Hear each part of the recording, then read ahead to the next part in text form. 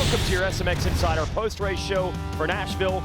We want to show you the 450 class highlights. That tie is between Jett Lawrence and Cooper Webb. So much more than that went down tonight. It wasn't just about them. I mean, a lot of the story all season long, Weege. When you think about it, it's just expect the unexpected. And this is the start right here. Jett Lawrence getting a firing jump out of the gate. But look at Eli Tomac. Eli Tomac with a whole shot, and then watch him on the first lap. The veteran was on fire. Yeah, this guy was getting it done, but keep a look at number 94, Ken Roczen. Watch him make a pass into second. Watch, he is on the edge right here. The rear tire's gonna slip out. Whoa, he holds on to it. So that's gonna put Roczen in third around Webb. Then he's gonna make the move on Lawrence.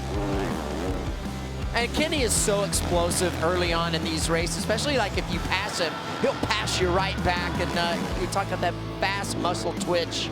We thought Webb might make a run at Lawrence, but instead it was another Lawrence in trouble. Jason Anderson assists Hunter Lawrence. I don't know if that was intentional or not. We'll have to see some different replays on that and chew it up. Now watch Chase Sexton, watch this. This was extremely bizarre wreck. It's almost, you saw some of those guys doubling into that corner, and I don't know if I don't know. I don't know what happened, if that was a bike malfunction, but that was bizarre. We're gonna have to do some digging on that later on to see what exactly happened. And even more bizarre, Roczen, we think his shock goes right here, and you do not want to go through whoops with a malfunction shock. No, you do not. You hate to see that for Kenny. So a couple of issues there. He was already committed to blitzing the whoops. If it was the shock, like we're seeing, you see the shock moving just a little bit there. So there's just a spring essentially because all the oil and everything is gone.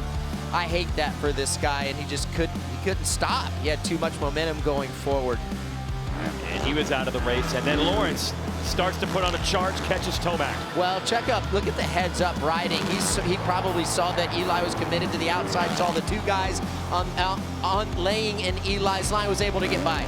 And from there, he pull away. He answered all the questions. Pressure, can he pass the guys? If he doesn't get the whole shot, can he win? No problem. And completely resetting the storyline after 3 tough races. Yeah, phenomenal ride by this guy. Just another example of what his true potential is when he puts all the pieces together. That'll relegate Tomac to second, and Webb said he didn't have it this time. Finishes up in third. That's a 5-point differential between those two tonight. Anderson, Barsha, top 5. Good run for Barsha. It's been a while since he's been up there. Cooper, Hunter Lawrence recovers behind him. And there you see Roczen and Sexton 21st and 22nd. This would essentially eliminate Sexton from defending his championship. He's down only 15 coming in, but a big gap now. He's 40 points behind with only 3 races to go. Yeah. Lawrence 5 ahead of Webb. Yeah. I think it's going to be game over for anybody outside of Eli Tomac for the championship. I mean, you're going to need some serious luck, and we're going to see what happens. It has been a wild ride, but I just feel like the further we get down the stretch, now we only have 3 races left with Philly, Denver, and Salt Lake. It's just these guys are so good, they rarely make mistakes. I think last year was like just a year that you won't see. You're not expecting that. That's right. That's right. So incredible night of racing. A lot of things I didn't think would happen, but that's been a lot of the tale this year. And also one factor I just thought about, we don't know necessarily the status of Roczen and Sexton going forward. We'll try to get that, but part of the story has been this year, you make one mistake, there's so many riders that get in between you, the field might be thinning out here, and that might not be as much of a factor. Well, that might not be as a factor, and that's just going to make it that much harder for a guy like Cooper Webb or Jett Lawrence to make up additional points with good guys out. All right, we'll have to see how that plays out. That's heartbreaking to see that for Sexton and for Roczen. As for Lawrence, well, you were talking about the potential that he shows, the talent he shows. And what was happening is the veterans were kind of figuring out the hotlines on the track, and he adapted. For more on that, let's send it to Jason Thomas. So if you're looking for a section of the racetrack that was easily the most pivotal here in Nashville, it has to be the section I'm standing in. Now you think about, this was a section Chase Sexton crashed out of in the early laps. It's right before where Ken Roczen had his mechanical failure that sent him hurling over the handlebars. And it's also the section where Eli Tomac started innovating, jumping that triple early on, and then Jett Lawrence one-upped him by doing it from the inside. Now this is what the riders faced. Look at these takeoffs, look at these ruts. These are what they were dealing with. So you think about trying to find a new line, trying to triple 60 feet through the air, and also dealing with these takeoffs and these curved ruts that I'm looking at behind me. So it just gives you a little snapshot and insight of what these guys are dealing with in the middle of the main event, because it looks so easy from television. I promise you, it's anything but.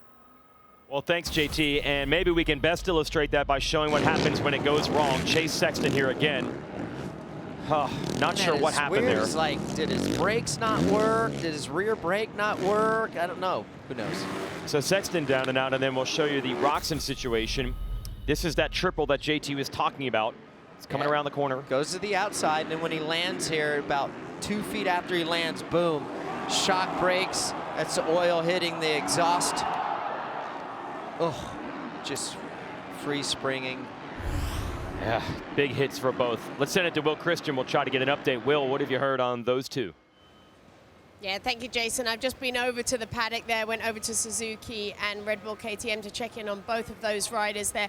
First up, Chase Sexton, described to me as very banged up by the team. They said they have had him checked out, no brakes that they can see, so they don't see any perhaps long-term injuries in that sense, but they just said he is definitely going to be very sore from this one. And then over there at Suzuki for Ken Roczen, again, he's been evaluated. He did get x-rayed by Alpine Stars, and they said they don't see any signs of fractures, but he is going for further evaluation, although he's still on site right now. Hi folks, Lee Diffie from NBC Sports here. If you truly enjoyed what you just watched, you can get more news, interviews, and highlights by subscribing to the Motorsports on NBC YouTube page. You can get it all, so go for it.